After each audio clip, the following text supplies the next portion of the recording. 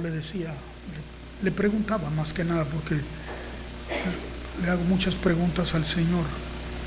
Me interesa mucho saber lo que Él piensa y me interesa mucho más su opinión de todas las cosas. Ya ve que uno es rápido para expresar la opinión de lo que uno piensa, pero estoy convencido que lo que yo pueda desarrollar en pensamiento, lo que yo pueda elaborar, nunca me va a dar una respuesta genuina, verdadera. Y me ha hecho el Señor tener una inclinación por consultar con Él en todo. No creo que eso sea exagerar, pero creo que el Señor, su deseo es que siempre estemos conscientes de cómo piensa Él. Y para ello se requiere que nosotros tengamos apertura para eso. No tanto busca nuestras opiniones, no busca nuestra opinión, busca nuestra atención. Claro que Él conoce nuestra opinión de todas las cosas, nada se le escapa. Él está muy consciente de cómo pensamos. Me recuerda eso las palabras de un discípulo del Señor, Job, que dijo, finalmente después de todo su sufrimiento, de todas sus reflexiones, de todas las expresiones que tuvo para con Dios, muchas muy desviadas, dijo, conozco que todo lo puedes y que no hay pensamiento que se esconda de ti. Yo hablaba lo que no entendía, de oídas te había oído, mas ahora mis ojos te ven, por tanto me aborrezco. Y oye, dijo, yo te preguntaré y tú me enseñarás. Esa es una actitud que el Señor va haciendo que nosotros crezcamos en ello. Esa actitud de buscar siempre su consejo y de prestar atención a su consejo, ¿verdad? Y así que todo esto para decirles que yo le estaba preguntando al Señor que acerca de cuál es su intención para nosotros, para su iglesia aquí en esta mañana. Y puso en mí un sentir y me llevó a la reflexión de la palabra. Y mire, abra conmigo el capítulo 1 del Evangelio de Lucas. Esto fue lo que trajo a mi pensamiento. En este primer capítulo encontramos cómo Dios trae una palabra a uno de sus hijos, un hombre que ministraba la palabra, el sacerdote Zacarías. Así, voy a leer a partir del versículo 5. No estoy desechando los primeros 4 versículos, pero quiero enfocarme en esto. Dice, hubo en los días de Herodes, rey de Judea, un sacerdote llamado Zacarías, de la ciudad de Abías. Su mujer era de las hijas de Aarón y se llamaba Elizabeth. O sea, venían de la misma línea levítica, de la tribu de Leví, tanto la esposa como él. Ambos eran justos delante de Dios y andaban irreprensibles en todos los mandamientos y ordenanzas del Señor, los dos. Pero no tenían hijo, porque Elizabeth era estéril y ambos eran ya de edad avanzada. Aconteció que ejerciendo Zacarías el sacerdocio delante de Dios según el orden de su clase, de la clase sacerdotal, conforme a la costumbre del sacerdocio, le tocó en suerte ofrecer el incienso, entrando en el santuario del Señor. Y toda la multitud del pueblo estaba afuera orando a la hora del incienso. Y se le apareció un ángel del Señor puesto en pie a la derecha del altar del incienso. Hace mención de que todo el pueblo estaba afuera orando.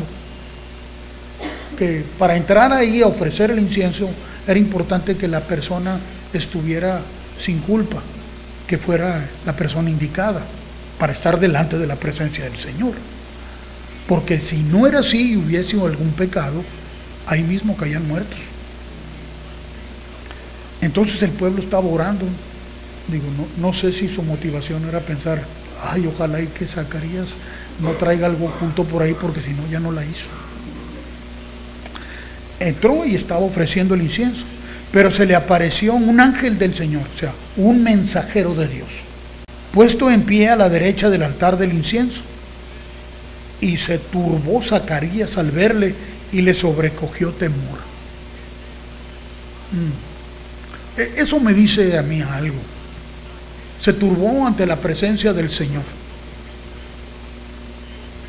Y no puede ser por ninguna otra causa, sino por una conciencia de pecado. Cuando uno no tiene esa conciencia de pecado, uno puede andar delante del Señor sin sentimiento de culpa ni de inferioridad. Se siente uno en familia, se siente uno confortado, se siente uno seguro. Sin embargo, Zacarías se turbó y dice, le sobrecogió temor. No porque estuviera en pecado o hubiera cometido pecado, sino porque había en él aún una conciencia de pecado. Por eso se ofrecían los sacrificios. Dios, por medio de su ángel, que es su emisario, su mensajero, o sea, yo veo el ángel del Señor como su palabra. Su palabra se materializó ahí mismo. El ángel le dijo, Zacarías, no temas, porque tu oración ha sido oída, y tu mujer Elizabeth te dará a luz un hijo y llamará su nombre Juan. O sea, la oración que estaba elevando, dijo, fue oída. Eso nos dice que fue inspirada por Dios, porque Dios escucha la oración del justo. La oración del justo proviene de la inspiración de Dios, no de los deseos humanos. Dice, pero también le da otra noticia. Y tu mujer Elizabeth te dará a luz un hijo y le llamará su nombre Juan. Juan, cuyo significado en el hebreo significa gracia. Dios le concedió la gracia de tener un hijo en su edad avanzada. ¿Verdad? Y tendrás gozo y alegría, y muchos se regocijarán de su nacimiento. Porque será grande delante de Dios, no beberás vino ni sidra, y será lleno del Espíritu Santo aún desde el vientre de su madre. Zacarías no eran cosas a las que hubiese estado expuesto a entender acerca de ser lleno del Espíritu Santo aún desde el vientre de su madre, pero Dios le está anunciando esto. Ese niño te va a traer mucha alegría y va a haber gozo, vas a tener gozo, porque vas a tener un hijo. No tenía hijos. Y hará que muchos de los hijos de Israel se conviertan al Señor, Dios de ellos. O sea, la gracia de Dios que atrae al hombre hacia Él. E irá delante de Él con el espíritu y el poder de Elías. Ahora cita la Escritura, cita su palabra acerca de una referencia de este profeta Elías, que Israel lo conocía o sabía de él, para hacer volver los corazones de los padres a los hijos y de los rebeldes a la prudencia de los justos, para preparar al Señor un pueblo bien dispuesto. Qué tremendo llamamiento, qué tremenda anuncio para Zacarías acerca de cuál era la labor para la cual Dios estaba convocando y estaba trayendo su gracia. Y este hijo llamado Juan, ¿qué significa eso? Gracia. Para anunciar, para traer, dice, y en la manera que lo parafrasea aquí, dice, para hacer volver el corazón de los padres a los hijos. ¿Y qué significado tienen esas palabras para nosotros? ¿Qué significa que Él hará volver el corazón de los padres hacia los hijos? Recuerden que Él prometió que iba a dar al hombre un nuevo corazón, donde residen las motivaciones de Dios, para que ahora la gracia del Señor y las motivaciones de Dios sean transmitidas a los hijos. Ahora le está diciendo que su hijo básicamente va a ser un precursor, porque a través de él, dice, y hará que muchos de los hijos de Israel se conviertan al Señor Dios de ellos. Convertirse a su mismo Dios, a ese Dios que reconocían y adoraban, pero que no se habían convertido a Él. ¿Cómo? Si era el Dios que reconocía a Israel, sí, pero no se habían convertido a Él. Significa que no era un Dios al que estaban consagrados, porque de pronto se desviaban a adorar otras deidades, ¿verdad? De pronto se volvían hacia otras cosas. Había otras cosas que atraían su atención y recurrían a otros medios, ¿verdad? Pues Él va a hacer que vuelva el corazón. La gracia de Dios revelada para preparar al Señor un pueblo bien dispuesto, un pueblo que ahora le siga, un pueblo que le adore, un pueblo que le crea, un pueblo que se consagre a Él para manifestar la virtud de Dios. Y le está anunciando a este anciano que va a tener un hijo, que va a ser ese precursor. A través de él, Dios va a traer todo esto y lo va a hacer. ¡Wow! ¡Qué tremendo anuncio! Y dijo Zacarías al ángel: ¿en qué conoceré esto? Porque yo soy viejo y mi mujer es de edad avanzada. No se atrevió a decir que era vieja. Desde entonces había temor. O sea, ya eran muy ancianos. Respondiendo el ángel, el mensajero le dijo: yo soy Gabriel, que estoy delante de Dios, y he sido enviado a hablarte y darte estas buenas nuevas. Y ahora quedarás mudo y no podrás hablar hasta el día que esto se haga, por cuanto no creíste mis palabras, las cuales cumplirán a su tiempo. No creyó Zacarías. ¿Por qué no creyó? Porque su conclusión era: yo ya estoy muy viejo y mi esposa es de edad avanzada. No es posible. Respondió no por el Espíritu de Dios, respondió por su humanidad. Pero acerca del hijo que habría de procrear, le dijo: él va a ser lleno del Espíritu aún desde el vientre de su madre. Y se va a consagrar. Se va a consagrar a mí. No pasará navaja por él, ni beberá vino, ni sidra. O sea, se iba a consagrar para ser nazareo. ¿Qué es un nazareo? Alguien que se consagra a Dios. Este anuncio fue tremendo. Era un anuncio acerca de lo que venía. Jesús aún no se había manifestado. Esto era previo.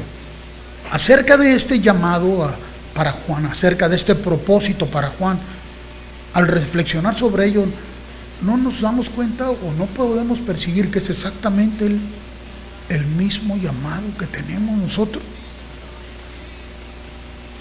Que a esto nos convocó el Señor,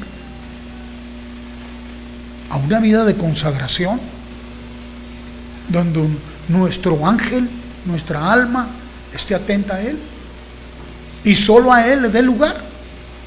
Es el mismo llamado.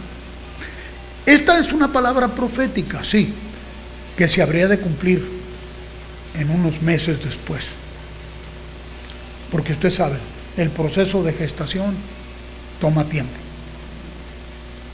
Y quedó ahí después de que termina su servicio, y Zacarías va a encontrarse con su mujer, y pues lo que tenía que darse se dio, y quedó embarazada. A ella fue a la que el Señor le llevó a María para hablar con ella. Y cuando Elizabeth, que era la esposa de Zacarías, vio a María venir, el bebé en su vientre, nos dice la Escritura, brincó. Pudo experimentar,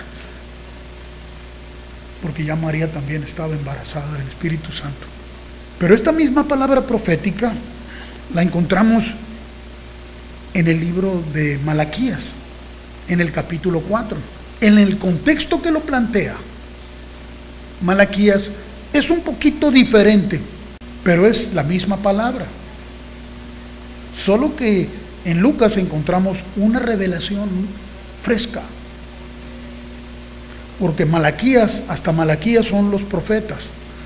y la ley. Pero ahora se está manifestando la gracia aparte de la ley. Leamos lo que dice la ley. Capítulo 4, versículo 1 dice: porque he aquí, viene el día ardiente como un horno, y todos los soberbios y todos los que hacen maldad serán estopa. Aquel día que vendrá los abrazará, ha dicho Jehová de los ejércitos, y no les dejará ni raíz ni rama. Mas a vosotros, los que teméis mi nombre, nacerá el sol de justicia, y en sus alas traerá salvación.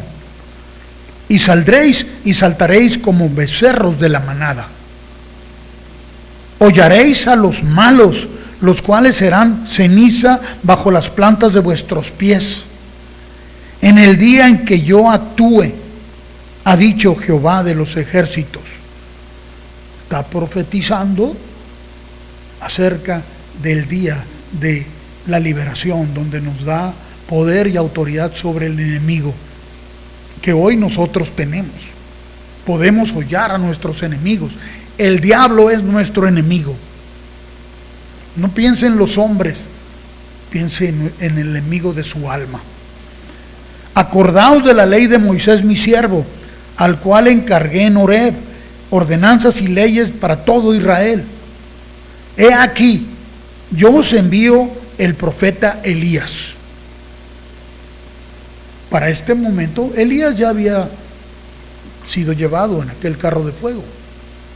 Ya no estaba ahí, pero está hablando de Elías, o sea, el instrumento de Dios, porque en el hebreo el nombre Elías significa instrumento de Dios. Yo os envío al profeta Elías, antes que venga el día de Jehová grande y terrible.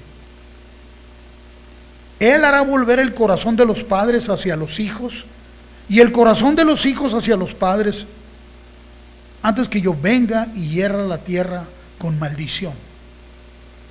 Palabra profética. Toda la humanidad quedó encerrada bajo la maldición del pecado, porque el pecado trae maldición. No hay quien pueda escapar de esa maldición. Solo Jesús nos hace libres de esa maldición.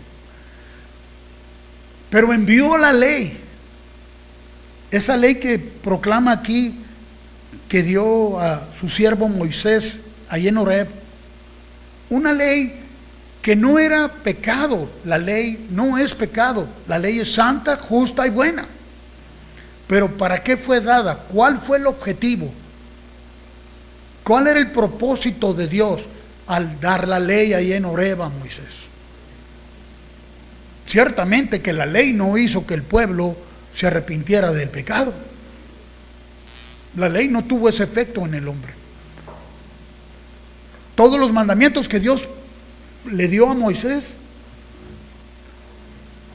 y que fueron proclamados y escritos en piedras para que ellos leyeran, no los libró de sus malos hábitos ni sus malas costumbres, pero hizo un efecto. Le dio testimonio al hombre de cuál era su condición. Antes de que el hombre se pueda arrepentir o llegue al arrepentimiento, primero tiene que encontrarse con cuál es su condición y reconocerla, porque si no reconocemos nuestra condición, ¿cómo nos podemos arrepentir de ella?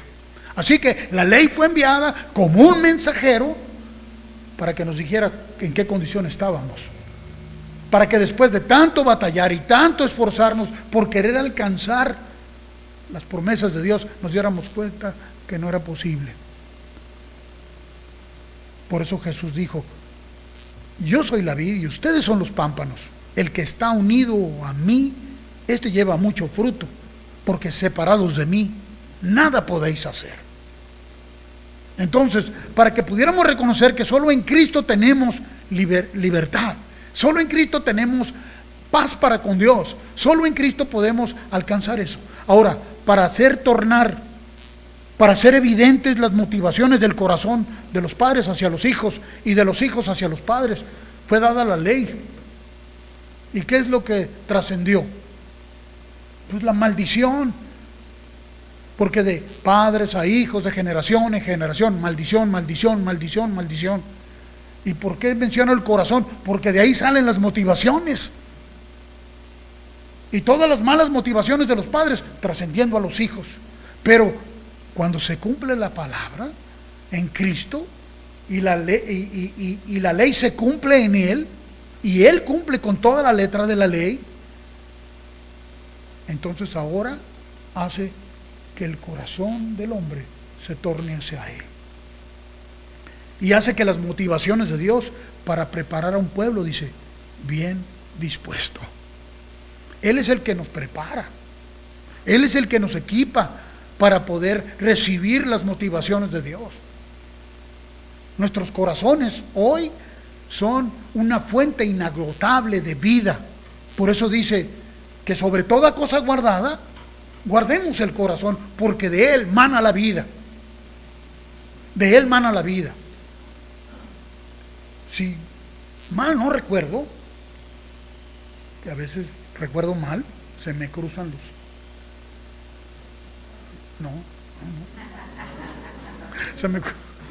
las ideas,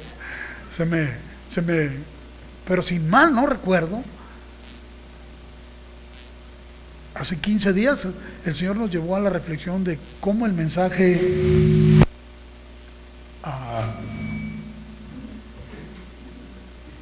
¿no quiere que lo diga? El mensaje a la iglesia en Éfeso, ¿recuerda? Pero el mensaje no es para la iglesia en Éfeso, dice al ángel de la iglesia en Éfeso. Ese mensaje está dirigido al alma de toda la iglesia. Menciona 7 iglesias. Todos sabemos que es una sola iglesia. Realmente son 7 mensajes que están ahí encerrados para nosotros. Están guardados para nosotros. Han sido revelados para nosotros.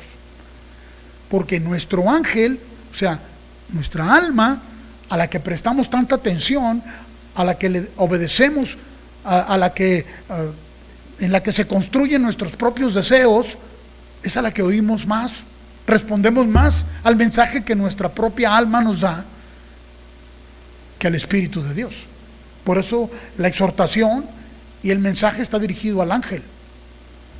No pienses que el ángel es una persona en particular. Eres tú. Ese ángel eres tú, es tu alma a la que él está hablando. En la ley, a ser consciente del pecado en que estábamos. Venga y hierra la tierra con maldición.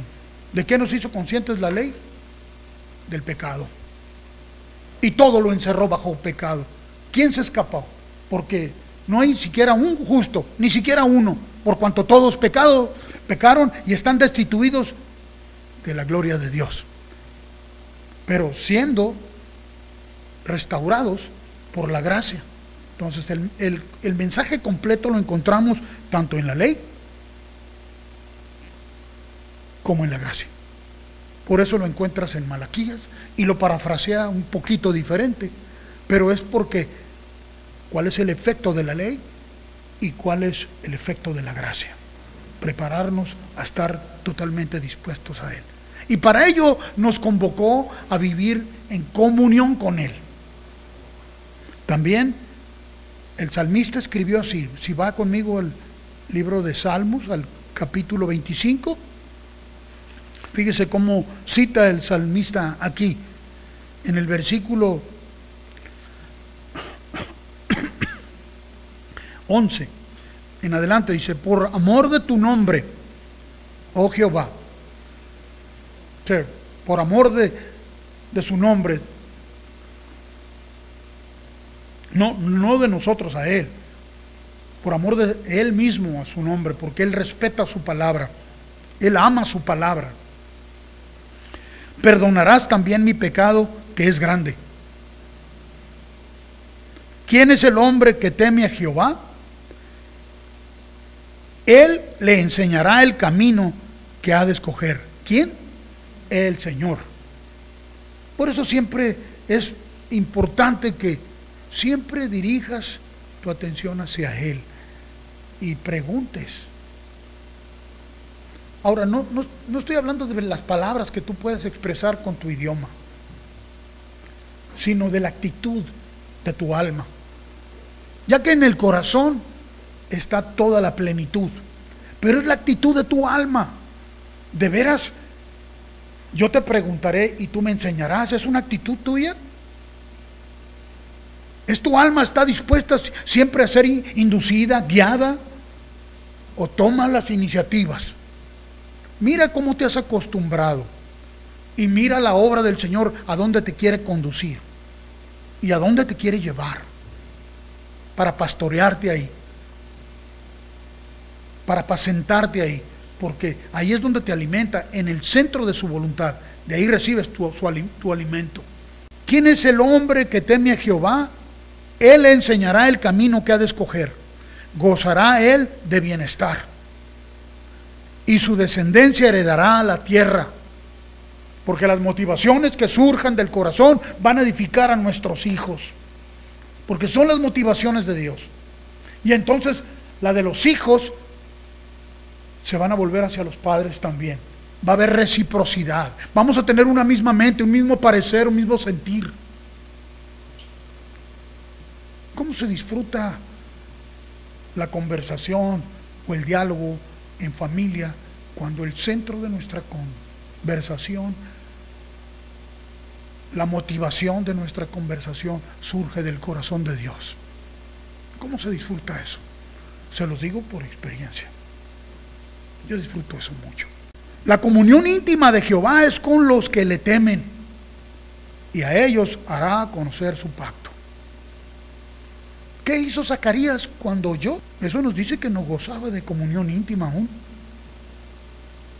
Le resultó como si fuese maldición, empezó a temblar. Pero la gracia de Dios se le estaba manifestando. Es evidente que no conocía esa gracia, pero la iba a conocer. Pero mientras la conocía, le dijeron: te vas a quedar calladito, no vas a hablar, te vas a quedar mudo, para que no seas transmisor de malas noticias.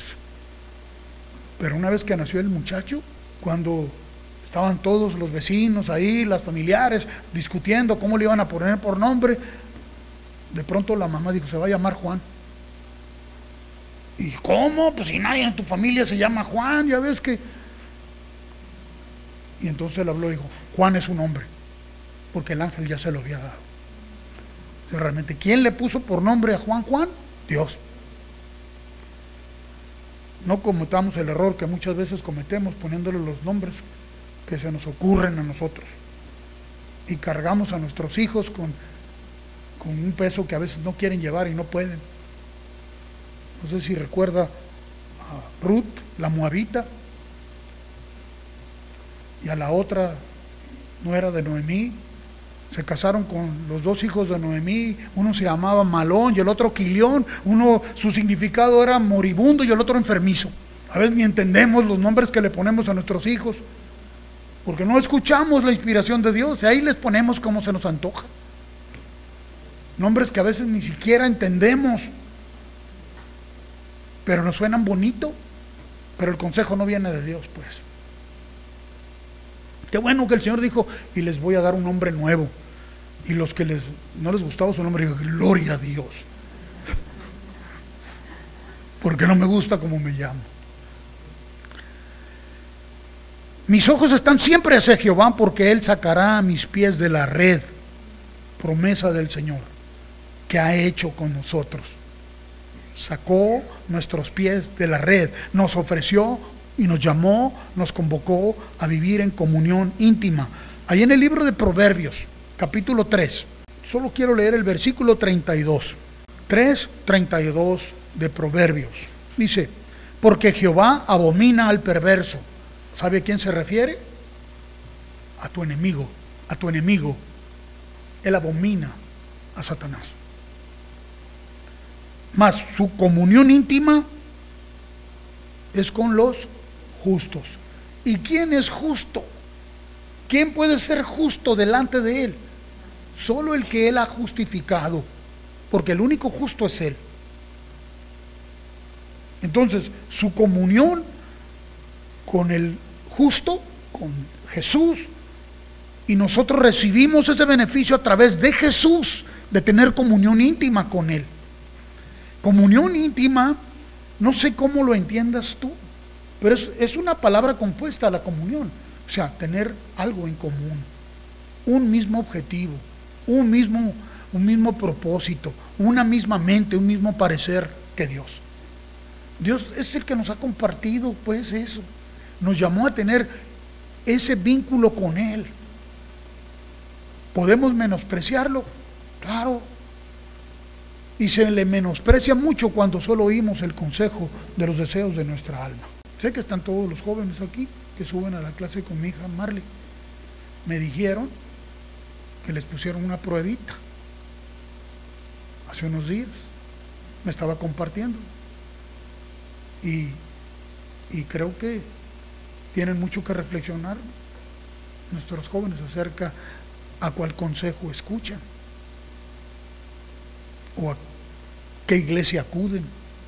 No les voy a decir que consistió la prueba, pero los jóvenes saben, ¿verdad? Amén. Amén. Caray, pues ni modo que no hayan entendido. Pero ¿fue bueno o no fue bueno? La reflexión. Uy, qué bárbaro. Falta convicción aquí.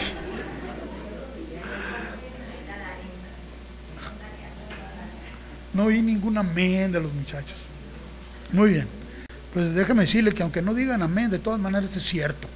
Primera carta a los Corintios, capítulo 1, versículo 9 dice: fiel es Dios, amén, por el cual fuisteis llamados a la comunión con su Hijo Jesucristo nuestro Señor. ¿Quién nos llamó a vivir en ese vínculo con Él?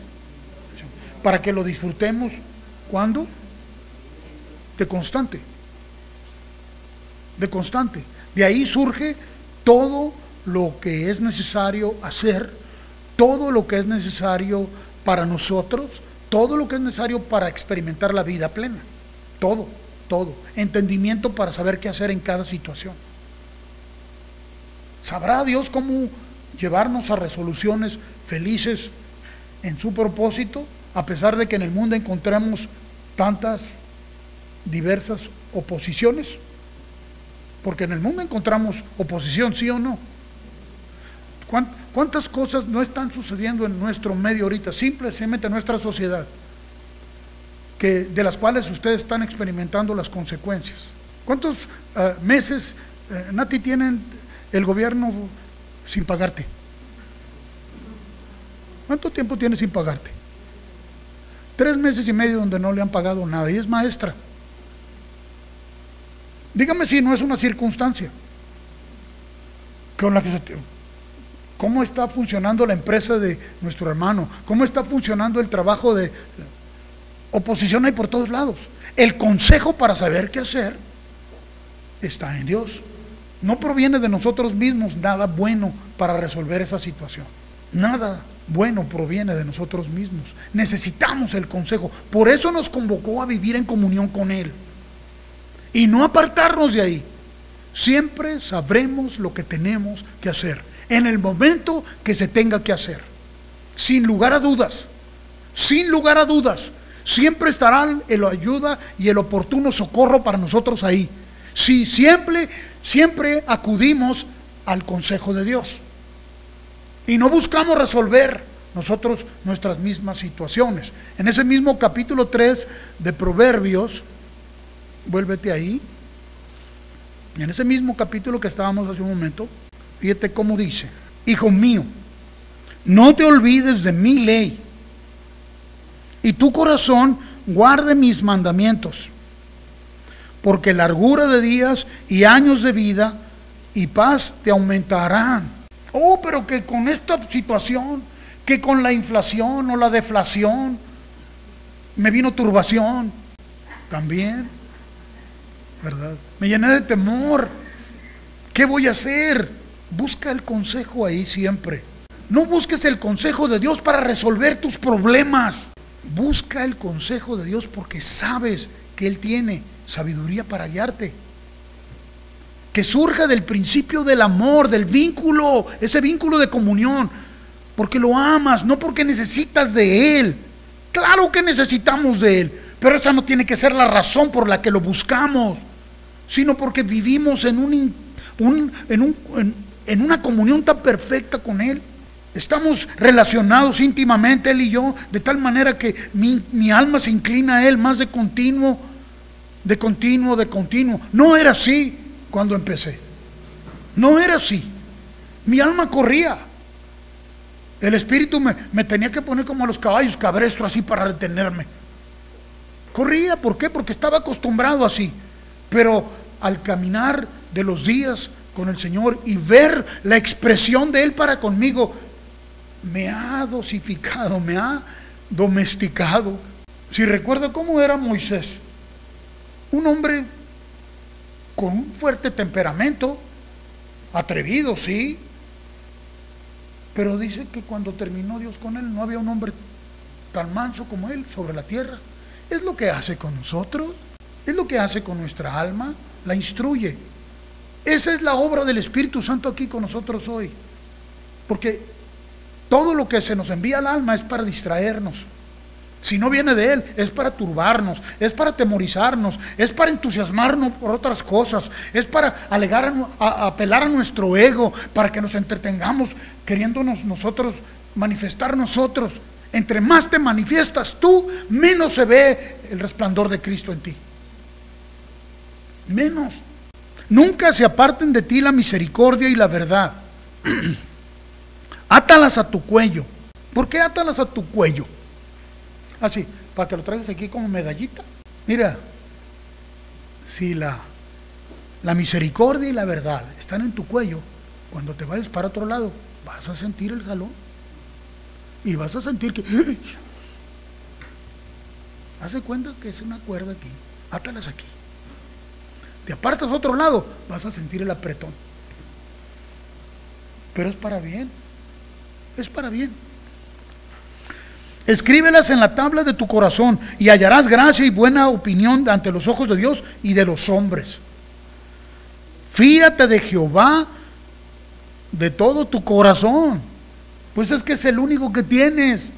Para poder agradar a Dios necesitas escuchar el corazón, porque de ahí mana la vida.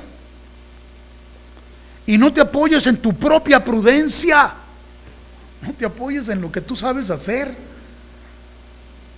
Pero yo ya sé cómo resolver esto y cómo resolver aquello, yo ya aprendí. No, olvídate, no te va a funcionar nada, porque eres un hijo de Dios y Dios te llamó a comunión y no quiere que te vayas para ningún otro lado, que solo escuches su voz. Aunque hayas aprendido muchísimas cosas y hayas leído muchísimo y sepas muchas cosas, de todas maneras, delante de Dios sigues siendo como un niño tú. Ninguno está tan maduro que le puede decir a Dios: oh, eso yo me lo sé, Dios. Yo ya fui por ahí. Si recuerda, en la experiencia, no todo el tiempo siguió ese consejo, pero en las veces que siguió el consejo, miramos la obra de Dios. David, cuando después de que fue ungido como rey, y obtuvo el reconocimiento, ¿verdad?, de rey, su enemigo más acérrimo eran los filisteos. Y vinieron y acamparon en contra de él por el valle de Refaim. Era un valle muy extenso. Ahí se acuarteló el ejército de los filisteos, hombres muy altos, de gran vigor, y plantearon un ejército enorme ahí. O sea, el problema era mayor. Así que David, cuando supo de esto y avisoró hacia el valle, dijo: ay, caramba, la cosa está que arde aquí, ¿verdad? El problema es serio. Estos vienen a quererme destruir a mí y destruir a Israel eventualmente. Entonces descendió a la fortaleza, dice, va y le dice: Señor, ¿qué hago, Señor? ¿Los confronto o le corro? ¿Qué hago? ¿Me los entregas en la mano o no? El Señor le dijo: mira, desciende, confróntalos, yo los voy a entregar en tu mano. Y David fue y confrontó a los filisteos allí en el valle de Refaim, y cuando fue contra ellos los derrotó. Dios le dio grande victoria ahí. El poder de Dios se manifestó en él. Destruyó sus ídolos y corrieron los filisteos atemorizados por la presencia de Dios ahí, porque Dios estaba en medio de su pueblo. Pasado un versículo, si lo quieres leer, lo puedes leer en la segunda carta de Samuel, en el capítulo 5. ¿Y qué es lo que sucedió? Vuelven a venir los filisteos, porque los problemas no se terminan. Ahorita dejaron de pagarte 3 meses y medio, hija, y luego a lo mejor te pagan 1 mes, pero a lo mejor dentro de otro mes, quién sabe cómo nos salga este que esté ahora como gobernador, ¿verdad? Porque el otro era bueno, todos saben qué era. El asunto es, ¿qué vendrá después? ¿Verdad? Porque así es con los hombres. Vuelven a venir los filisteos, se le vuelven a plantear ahí, y David ya había tenido una victoria, ya los había hecho correr. Si se hubiera creído esa mentira, ya los derroté. No, dijo, yo no los derroté, los derrotó el Señor. Así que nuevamente va con el Señor y le dice, Señor, ¿los confronto? ¿Me los vas a entregar en la mano? Y el Señor le dijo, no, ahora no vas a hacer eso. Ahora le cambió la estrategia y le dijo, ahora rodéalos. Y cuando pases por las balsameras van a oír gran ruido ellos. O sea, un ruido tal que turbó a los filisteos que entre ellos mismos se empezaron a matar. Israel no tuvo que hacer nada. La estrategia fue la misma. ¿Qué? Consultar al Señor. Cambió ahí el Señor las cosas que habían que hacer, sí. Ellos hicieron cosas diferentes, pero el principio fundamental es que buscar al Señor. No te apoyes, no te fíes en tu propia prudencia. Verso 6 dice, reconócelo en todos tus caminos y Él enderezará tus veredas. No seas sabio en tu propia opinión. Teme a Jehová y apártate del mal, porque será medicina a tu cuerpo y refrigerio para tus huesos. ¿Sabes qué? Te hace descansar, te hace mantenerte sano. Porque ¿sabe qué sucede con las presiones a las que nos exponemos por seguir el consejo nuestro? Entramos en una opresión terrible y nos viene después lo que llaman ahora los doctores una colitis. Me explicaba el pastor al que fui a visitar que le dio una colitis. Me dijo, pero no creas que es así como estás pensando. Es que tú cómo sabes lo que estoy pensando. Es un asunto que del intestino, que sí, ya sé eso. No te sobreviven esas cosas. Cada vez que tú sigues tu propia opinión, caes en eso. Dios nos llamó a comunión con Él, a disfrutar de esa plenitud con Él. No que andemos hoy sí, mañana no. Porque cuando fluctuamos, cuando le damos lugar a nuestra propia opinión, cuando seguimos los deseos nuestros, ¿sabe qué sucede? Vamos a confundirnos eventualmente, nos vamos a enfriar. Nos llamó a vivir en una plenitud con Él, a vivir en el fuego de Él. Si no permanecemos ahí, nos terminamos confundiéndonos y al rato ya no sabemos y nos inclinamos más hacia las cosas naturales, a las cosas carnales, que apelan más a nuestros sentidos naturales. Nos enfocamos más en lo que nosotros queremos hacer que en lo que Dios quiere, por donde Dios nos quiere llevar. Vaya conmigo el Evangelio de San Mateo. Como no me gusta apuntar notas, a veces les cambio el nombre a los evangelistas, pero es Mateo. Sí sé de lo que para dónde va orientado el mensaje. Si a usted le cambia el nombre, no se preocupe, el que le ponga yo le va a quedar mejor. No es cierto. Mateo capítulo 11. Pero mire, antes de leer Mateo 11, me adelanté yo mismo aquí. Quiero que vea en el Evangelio, deje darle exactamente, porque hace rato vimos a Juan el Bautista, ¿verdad? Ahora vaya antes a Lucas capítulo 3, Lucas capítulo 3, y vamos a volver allí a Mateo capítulo 11. En el capítulo 3, versículo 21 en adelante dice, aconteció que cuando todo el pueblo se bautizaba, Recuerda, Juan el Bautista fue precursor, ¿no? Estaba bautizando y venían muchos a su bautismo, aún hasta los fariseos venían. Todo el pueblo se bautizaba. También Jesús fue bautizado y orando el cielo se abrió y descendió el Espíritu Santo sobre él en una forma corporal como paloma. Y vino una voz del cielo que decía: tú eres mi hijo amado, en ti tengo complacencia. Juan estaba ahí cuando esto ocurrió, Juan lo oyó. En el Evangelio de San Juan, perdónenme, en Mateo, en el capítulo 3 también, Mateo, sí, voy a ir al 3 primero, dice: entonces Jesús vino de Galilea a Juan, el verso 3:13, al Jordán para ser bautizado por él. Mas Juan se le oponía diciendo: yo necesito ser bautizado por ti, y vienes a mí. Pero Jesús le respondió: deja ahora, porque así conviene que cumplamos toda justicia. Entonces él le dejó. Y Jesús, después de que fue bautizado, subió del agua, y aquí que los cielos se fueron abiertos, y vio el Espíritu de Dios que descendía como paloma y venían sobre él. Y hubo una voz en los cielos que decía: este es mi Hijo amado, en quien tengo complacencia. Juan fue testigo de esto.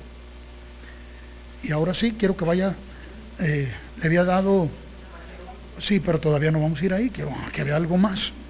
En el capítulo 1 de Juan, es que es el mismo episodio, solo quiero que lo vea para que tenga una perspectiva más amplia, tenga todo el contexto.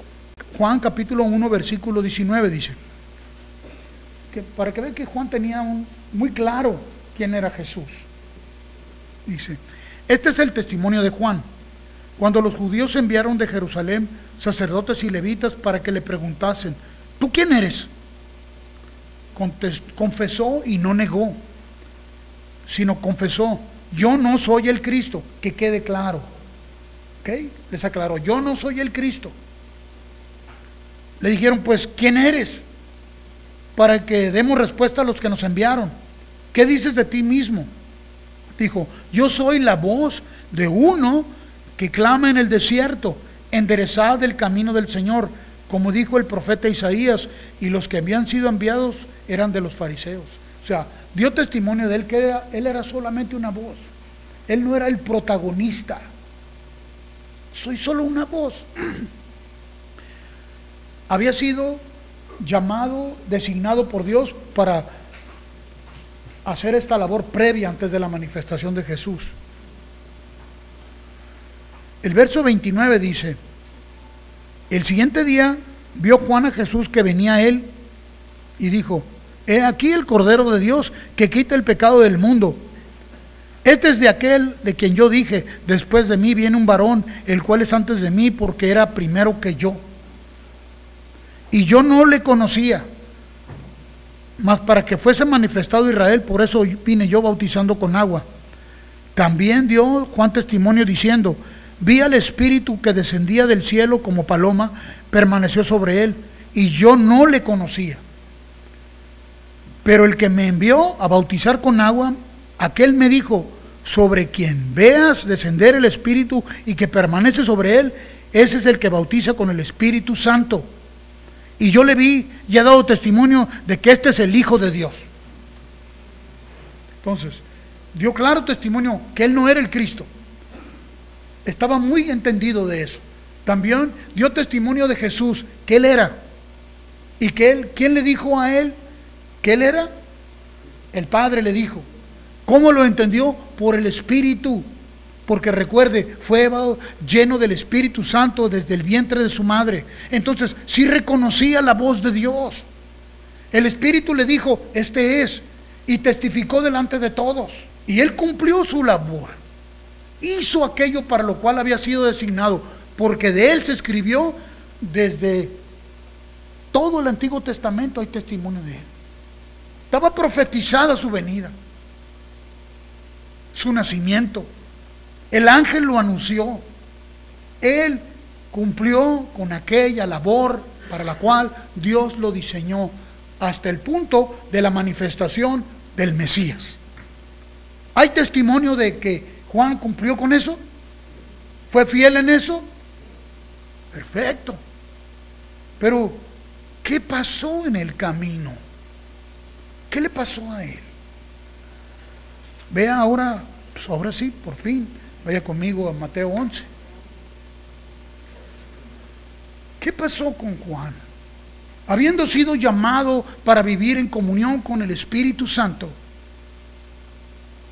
¿en qué momento dejó de prestar atención? Porque mire lo que el testimonio que se da de él. Y lo dice Jesús.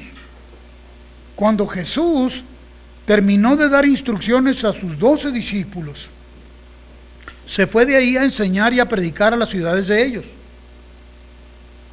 Y al oír Juan en la cárcel los hechos de Cristo, le envió 2 de sus discípulos para preguntarle: ¿eres tú aquel que habría de venir o esperaremos a otro? Algo sucedió en el ínter de que lo reconoció, escuchó al Padre, dijo: este es, dio testimonio público con una firmeza y una contundencia de convicción, lo predicó a todos, y ahora está en la cárcel. Cierto, no es el lugar más agradable para estar, cierto que estaba en una situación precaria, ¿verdad? Ahí no solamente no le estaban pagando sus honorarios, lo tenían tras las rejas. El por qué llegó ahí, pues podemos debatir las razones, pero no es la intención. El asunto es que estaba en la cárcel ahora, y estando en la cárcel ahora ya no se siente seguro de que Jesús era, y le manda a decir: o esperamos a otro Mesías, otro Cristo. Ahora, cuando dice que él no lo conocía, no significa que personalmente no conocía a Jesús, no conocía que él era el ungido. Lo supo en el mismo momento que Jesús se acercó al agua y el Espíritu Santo le dijo, y él lo declaró públicamente, y ahora está en una situación de confusión tal que no. Vayan y pregúntenle a 2 de sus discípulos. Me pregunto, ¿por qué tenía discípulos Juan?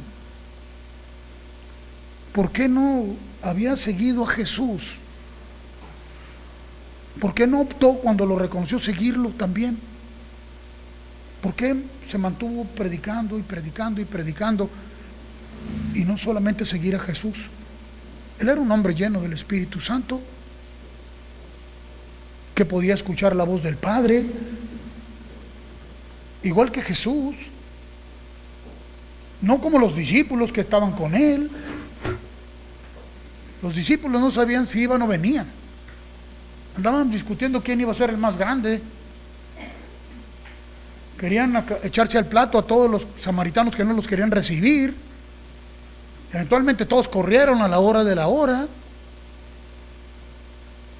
Pero Juan era un hombre lleno del Espíritu Santo. Y digo esto y enfatizo esto porque si tú eres lleno del Espíritu Santo hoy, pero dejas de prestar atención a Dios, terminas confundido. Yo sé que yo acabaría confundido si dejo de darle primer lugar a escucharlo a Él siempre, darle la preeminencia a Él siempre. Termino confundido. Son muchas las cosas que el mundo me arroja para quererme desviar. El enemigo de mi alma está tratando de seducirme para que yo me desvíe hacia lo carnal, pero no lo puede lograr. ¿Por qué? Porque el Señor ha cautivado mi alma. He determinado que la voy a consagrar a Él y no voy a permitir que nadie me venda baratijas. No voy a aceptar las propuestas del mundo ni del diablo. Vivo para Él, existo por Él y para Él. Es que ese es el propósito nuestro. A eso nos llamó, a esa consagración, para preparar a un pueblo, no dijo a un hombre, a un pueblo bien dispuesto.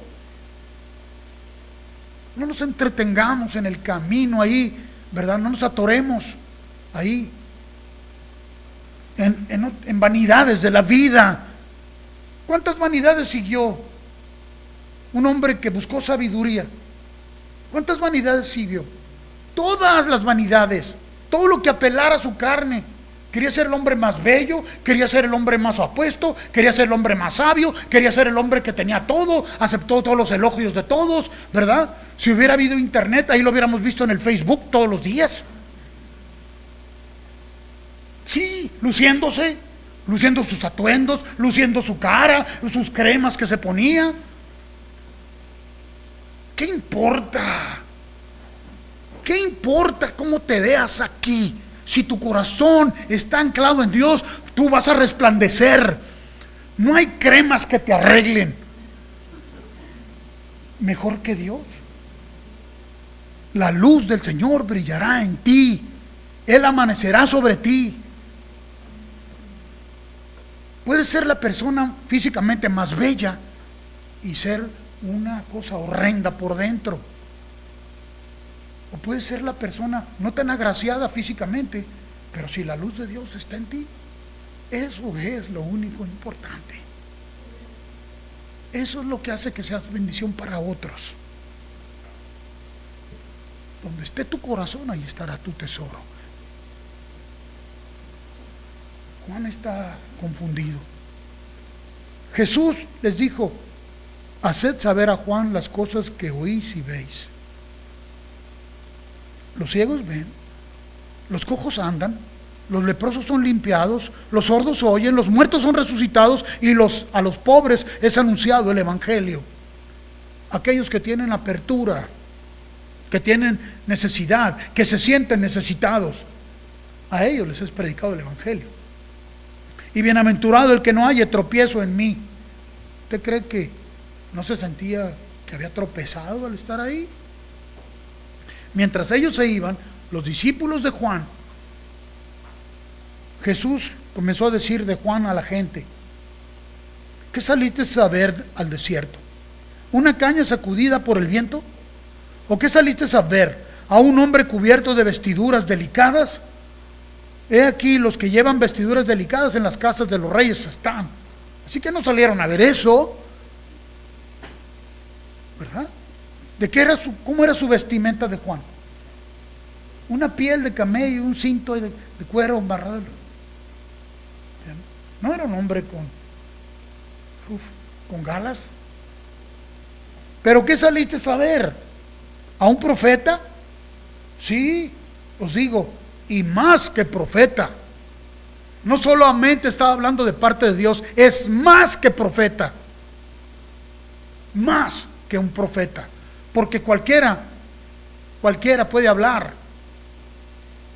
Cualquiera puede hablar de parte de Dios, porque Dios puede hablar a través de la boca de cualquiera.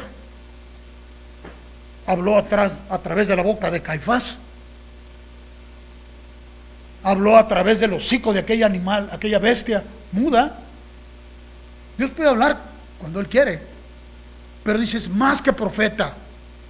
Él había sido lleno del Espíritu Santo desde el vientre de su madre. Tú eres más que profeta. Nos llamó a ser más que profetas. Somos hijos de Dios. Hijos de Dios. Hemos experimentado toda esa gloria en nosotros, o nos hemos ido solamente transitando gradualmente, porque toda la plenitud de la deidad habita en el cuerpo de Cristo. Más que profeta, dijo, porque está escrito de Él.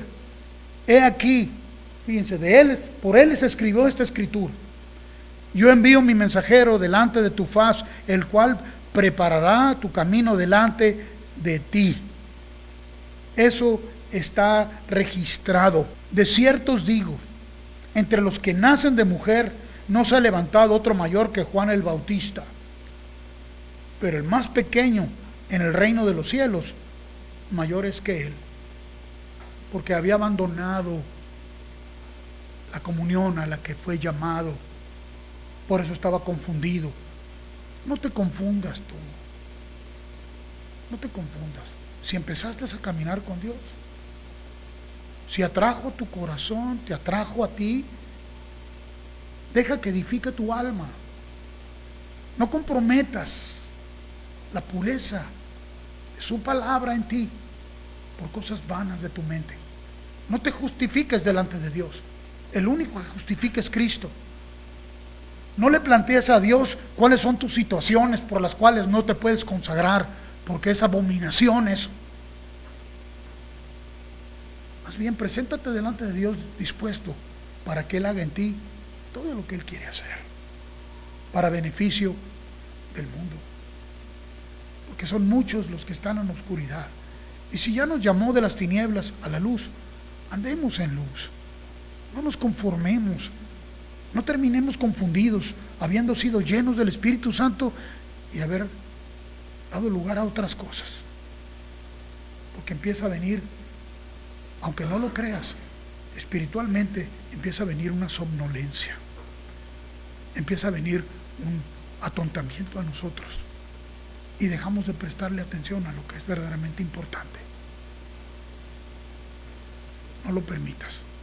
Dios te escogió. Eres su hijo, eres su hija. Somos de Dios, por Dios y para Dios. Padre, te damos muchas gracias con todo el corazón.